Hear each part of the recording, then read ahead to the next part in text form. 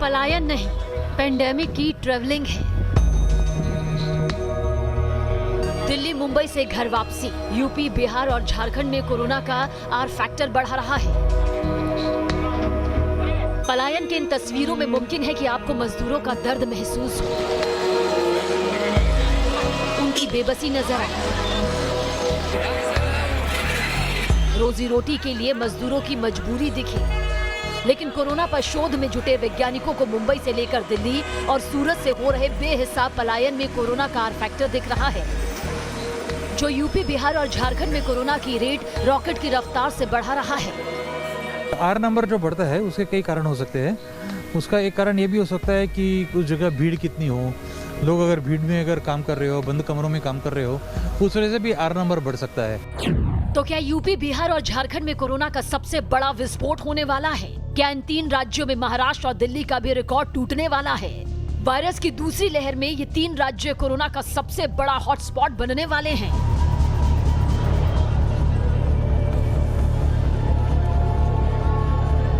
इन सवालों की पड़ताल अगले कुछ मिनटों में आपके सामने होगी। पहले ये समझिए कि कोरोना का आर फैक्टर आखिर है क्या, जिसकी यूपी बिहार और झारखंड से आई रेट वैज्ञानिकों की चिंता बढ़ा रही है। वायरस कितनी तेजी से फैल रहा है इसे जांचने का एक पैमाना यानी कि यूनिट है आर। इसे वायरस का रिप्रोडक्शन नंबर भी कहते हैं। आर वैल्यू से ही पता लगता है कि वायरस कहां कितनी तेजी से फैल रहा है। पिछले 2 हफ्ते से मुंबई में लगातार मजदूरों का पलायन हो रहा है। दिल्ली से भी यूपी और बिहार जाने वाली ट्रेनें प्रवासी कामगारों से फुल हैं। मुंबई के अलग अलग स्टेशन पर तो पलायन करने वाले प्रवासियों की लंबी लंबी कतारें लग रही हैं। इनमें ज्यादातर कामगार यूपी बिहार और झारखंड के हैं, जो लॉकडाउन और कोरोना महामारी के डर से अपने अपने गांव लौट रहे हैं। मजदूर जो है वो अपने अपने राज्य में पलायन करने के लिए मजबूर हो चुके हैं और इस वक्त हम आए हैं मुंबई के लोकमान्य तिलक टर्मिनस के सामने, जहां आप देख सकते हैं कि लोगों की भीड़, खास तौर पर उन लोगों की भीड़ जो दूसरे राज्य में, उत्तर प्रदेश, मध्य प्रदेश, बिहार में जो रहने वाले लोग हैं, जो मुंबई जैसे शहरों में अपनी रोजी रोटी कमाने के लिए आते हैं। कई लोग जो पैनिक हो चुके हैं, जिनके पास अब उनके पास कमाई नहीं है, रहने के लिए जगह नहीं है, साथ ही साथ जहाँ पर वो लोग रहते हैं वो किराया भरने में वो सक्षम नहीं है। ऐसे में अब पैनिक लोग जो है वो अपने अपने गाँव जाने के लिए मजबूर हो चुके हैं। और सिर्फ मुंबई के लोकमान्य तिलक टर्मिनस का नहीं, बल्कि महाराष्ट्र में मुंबई, पुणे, नागपुर ऐसे कई रेलवे स्थानक पर आपको ये नज़ारा देखने को मिलेगा कि जहाँ पर मजदूर अपने गांव जाने के लिए जो है मजबूर हो चुके हैं। यूपी बिहार और झारखंड लौटने वाले इन प्रवासी मजदूरों के आंकड़े पिछले करीब 2 हफ्ते से ट्रैक करने के बाद पता लगा कि उत्तर प्रदेश में कोरोना वायरस का रिप्रोडक्शन नंबर यानी आर वैल्यू 2.14 है। झारखंड में यह आंकड़ा 2.13 का है। वहीं बिहार में 2.09 की आर वैल्यू रिकॉर्ड की गई, जबकि फिलहाल देश का औसत आर वैल्यू है 1.32।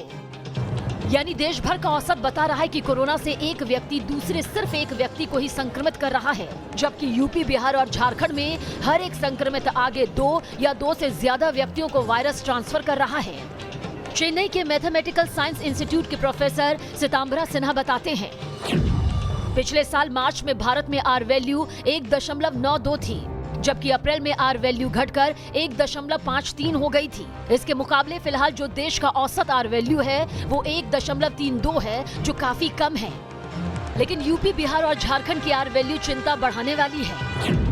If an infected person infects only 2 people initially, and each of those 2 infected person, each of them infect 2 others and so on, very soon you will have a extremely rapid rise in the number of cases. So initially you have 1 infected person, then you will have 2, then you'll have 4, then you'll have 8, 16, 32, 64, 128, 256, and very soon you'll have thousands of infected people. Institute of mathematical science के professor Sinha जो बातें कह रहे हैं उसके पीछे वजह क्या है, वो news nation reporter Anil Yadav की लखनऊ से भेजी रिपोर्ट से समझिए। लॉकडाउन तो यूपी में नहीं लगा है, लेकिन उसके बावजूद पलायन शुरू हो गया है। लोग बसों में भरकर अपने घरों की ओर निकल रहे हैं, चाहे सरकारी बस हो चाहे प्राइवेट बस हो, उसमें अब तिल रखने की जगह नहीं है। सीटें फुल हो चुकी है, लोग खड़े होकर बसों में जा रहे हैं और एक के बाद एक बसें पूर्वांचल की ओर निकल रही हैं। लखनऊ में बड़ी संख्या में माइग्रेंट्स रहते हैं जो गोरखपुर, बहराइच, देवरिया, आजमगढ़, और रायबरेली, सीतापुर से आकर लखनऊ में जॉब करते हैं और अब जाहिर बात है कि कोरोना की वजह से उनकी रोजी रोटी पर संकट आया, तो अब उनको लगता है कि यहाँ पर रहना ठीक नहीं है, इसलिए वो घरों की ओर पलायन कर रहे हैं। तो एक के बाद एक बसें जो हैं यहाँ लखनऊ अयोध्या हाईवे से गुजर रही हैं। कहाँ के रहने वाले हो? बहराइच के। बहराइच के? हाँ। कितने लोग वापस जा रहे हो आप लोग? 5-6 लोग हैं। वापस क्यों जा रहे हो? काम नहीं है। क्या काम करते थे आप लोग? बांस मंडी में काम करते, बांस काम है नहीं, क्या करेंगे, भूखन मरेंगे। काम क्यों खत्म हो गया? पहले तो सही चल रहा था, अब क्यों खत्म हो गया? सब में कोरोना के चक्कर में चल रहा था, ये जो खत्म हो गया काम, है ही नहीं, कोई काम ही नहीं हो रहा है। तो काम नहीं तो इससे बढ़िया घर ही चला जाए। घर चले जाएंगे, वहाँ पर पड़े रहेंगे, चटनी रोटी तो खाएंगे। तो काम धंधा सब कोरोना की वजह से चौपट हो गया? चौपट हो गया। पहले तो अभी ठीक चल रहा था, 1 आध महीने पहले तक। हाँ पहले ठीक था, लेकिन अब बेकार हो गया। तो घर जाके क्या करोगे आप? क्या करेंगे, वही कुछ काम धाम देखेंगे और क्या करेंगे। तो बहुत से जान पहचान के लोग होंगे अलग अलग जिलों के, उनका क्या हाल है? वो भी जा रहे हैं घर? सब जब यहाँ कुछ काम नहीं रहेगा तो क्या करेंगे। बस अभी मिली कि नहीं मिली? ये भी नहीं मिली। पटना के पास दानापुर रेलवे स्टेशन पर भी ऐसे ही प्रवासी कामगारों के घर वापसी का सिलसिला जारी है। जो महाराष्ट्र के मुंबई और पुणे में काम करते थे, अब वो पेंडेमिक के दौर में घर लौट रहे हैं। हम लोग का फैक्ट्री बंद हो गया था, 10 रोज के लिए आए हैं घर। पुणे में सब दुकानदारी बंद है ना, कंपनी सब बंद हो गया ना, काम धंधा नहीं चलेगा तो कौन सा रोजी रोटी देने वाला है। पुणे से आ रहे हैं, पुणे महाराष्ट्र। वहाँ काम की स्थिति बहुत खराब हो गई है, इसके लिए आना पड़ रहा है। अभी क्या वो काम धाम बंद हो गए, इसकी वजह से घर पे आना पड़ा। दुकान वगैरह सब बंद हो गए ना, लॉकडाउन हो गए वहाँ, इसकी वजह से वापस आना पड़ा। बंद हो गए तो काम बंद हो गए तो क्या कर सकते सर, वहाँ भूखे तो मर नहीं सकते, वहाँ से घर आ गए। सर पुणे से आया मैं सर, मैं वहाँ लॉकडाउन लग गया हुआ है, जिसकी वजह से वहाँ धंधा पानी और खाने पीने की वजह से दिक्कत हो गया, इसी वजह से वहाँ से आना पड़ा। नहीं तो सब खत्म हो गया सर। 2 महीना तो हुआ था आके यहाँ गए हुए थे, जब से गए तब से हालात वहाँ दिन ब दिन जो है बिगड़ते जा रहा था, जिसकी वजह से आना पड़ा। आपने मुंबई, लखनऊ और पटना में पलायन की ग्राउंड रिपोर्ट देखी। अब ये देखिए पलायन का सिलसिला कोरोना के आंकड़ों पर कितना इफेक्ट कर रहा है।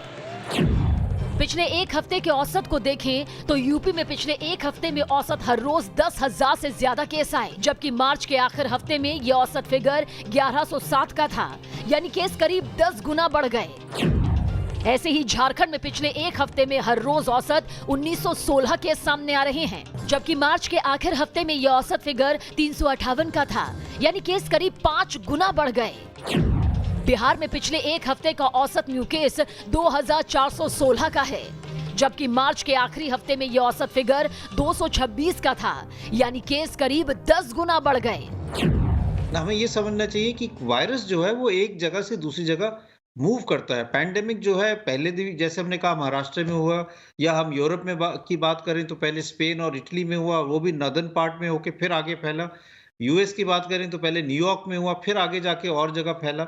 तो ये भी पैंडेमिक जो है एक जगह से दूसरी जगह स्प्रेड करेगा। Council of scientific and industrial research यानी CSIR के डायरेक्टर भी मान रहे हैं कि यूपी, बिहार और झारखंड में वायरस का R फैक्टर बढ़ने के पीछे पलायन एक बड़ी वजह हो सकती है।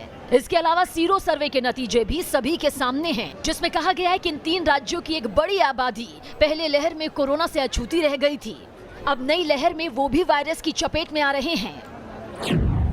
R नंबर जो बढ़ता है उसके कई कारण हो सकते हैं। उसका एक कारण ये भी हो सकता है कि कुछ जगह भीड़ कितनी हो, लोग अगर भीड़ में अगर काम कर रहे हो, बंद कमरों में काम कर रहे हो, उस वजह से भी R नंबर बढ़ सकता है। तो उसको देखना होगा। या उसका दूसरा कारण ये हो सकता है कि वहाँ पे कोई अलग तरीके का म्यूटेंट उभर कर आया हो, उसको भी देखना होगा। और तीसरा कारण तो आपने बताया ही कि पिछले बार जब पहली लहर जो आई थी उसमें पता चला था कि कुछ इलाकों में थोड़ा कम असर हुआ था, जैसे बिहार हो, झारखंड हो, तो भी एक कारण हो सकता है। R वैल्यू पर वैज्ञानिकों का रिसर्च जारी है। अगर यूपी, बिहार और झारखंड में R वैल्यू के पीछे पलायन बड़ी वजह हुई तो समझिए कि ये सिर्फ खतरे की शुरुआत भर है, क्योंकि अगर वायरस पलायन के जरिए मुंबई और दिल्ली जैसे शहरों से इन राज्यों में ट्रांसफर हुआ तो ये 3 राज्य कोरोना के सेकेंड वेव में सबसे बड़े हॉटस्पॉट बन सकते हैं। Team news nation. News nation पर हर सोमवार से शुक्रवार रोज रात 10 बजे लेकर आते हैं दमदार 10 न्यूज का बिल्कुल नया शो। यहां आपको दिन भर की सभी खबरें दिखाते हैं अलग अंदाज में। तो दमदार 10 देखने के लिए आप हमसे रात 10 बजे जरूर जुड़िए। हमारा ये शो आप हमारे YouTube चैनल पर भी देख सकते हैं। हमारे चैनल को सब्सक्राइब कीजिए और देखते रहिए दमदार 10।